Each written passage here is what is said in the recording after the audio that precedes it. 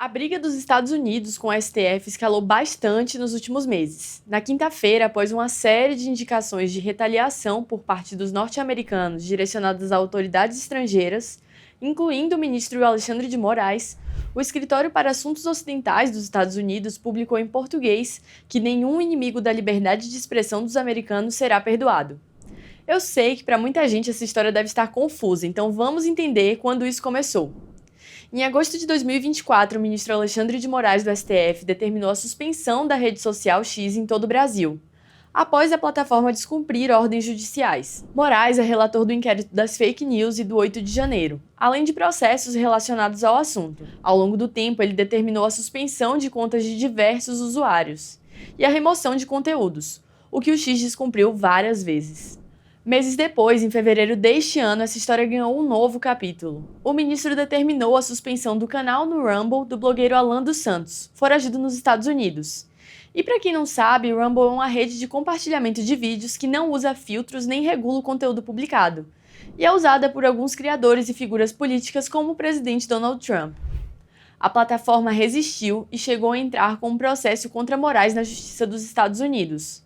A empresa de mídia do presidente americano, Donald Trump, a rede social Truth Social, também fez parte da ação contra o ministro brasileiro. Dias depois, como o Rumble não cumpriu a determinação, o ministro mandou suspender a rede em todo o Brasil.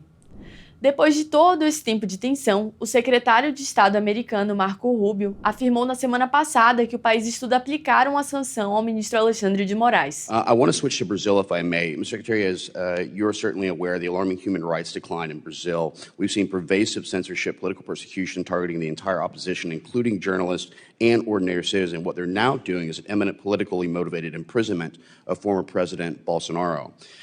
This crackdown is extended beyond Brazil's borders, impacting individuals on U.S. soil. The 2023 Financial Times article actually talked about this. What do you intend to do, and would you be looking at Supreme Court justice sanctioning of Alexandra de Moraes under the Global Magnitsky Act? That is under review right now, and it's a great possibility that will happen. Thank you so much, Mr. Secretary.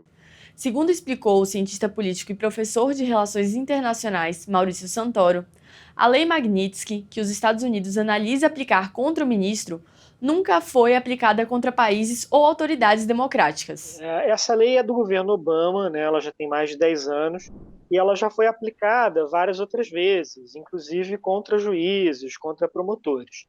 No entanto, as aplicações anteriores dela se deram em contextos muito diferentes deste que está acontecendo agora, nessa crise entre Brasil e Estados Unidos. No passado, a Lei Magnitsky foi aplicada contra pessoas em regimes, autoridades de ditaduras, de regimes autoritários, que estavam envolvidas com assassinatos de dissidentes políticos ou com violações em massa de direitos humanos contra minorias étnicas e religiosas. Então, pessoas que foram, de algum modo, punidas por essas leis no passado incluíram dirigentes dos regimes da Rússia, da China, da Arábia Saudita, de Mianmar. E todos eles são países ditatoriais, né? Regimes autoritários de vários tipos diferentes, de várias ideologias diferentes, mas que têm em comum, né, esse caráter ditatorial. E agora é um outro cenário, né? Quer dizer, o Brasil é um regime democrático e o que está se discutindo são determinadas decisões que o ministro Alexandre de Moraes tomou, né, no Supremo Tribunal Federal, mas num contexto de democracia.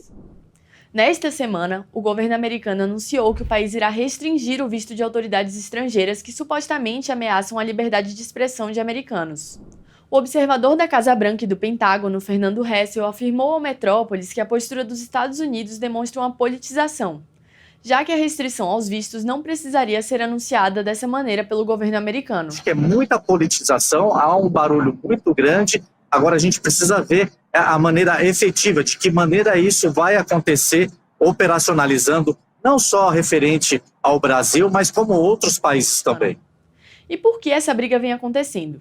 Santoro lembra que a postura dos Estados Unidos se deve a uma radicalização nesse segundo mandato de Trump, muito motivada por sua maior proximidade com donos de plataformas digitais. Aí a questão não é tanto o cenário eleitoral brasileiro, o cenário político brasileiro, mas sim um cenário global de conflitos dessas grandes empresas com governos, particularmente na União Europeia, e o modo como o Brasil acabou se tornando também um campo de batalha.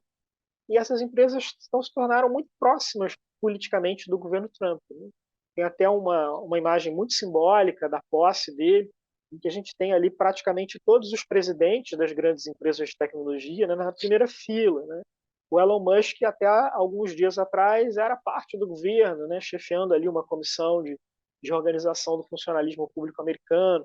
Então, é um grupo muito importante nessa coalizão de apoio do segundo governo Trump, e ele está respondendo a isso.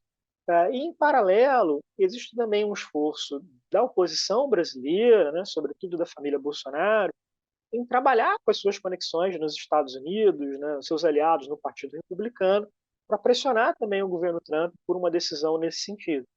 E a família Bolsonaro encontrou uma receptividade muito alta no Partido Republicano, por conta desse contexto geral. De que se não houvesse essa tensão com as big techs, esse caminho seria muito mais difícil para a oposição no Brasil. Mas, no cenário atual, isso tem um peso muito maior. Quanto ao futuro, Hessel acredita que essas medidas poderão ser alvo de conflitos entre a Suprema Corte Americana e o governo. Cabe agora ao Supremo, aqui dos Estados Unidos, dizer: você está excedendo ou não.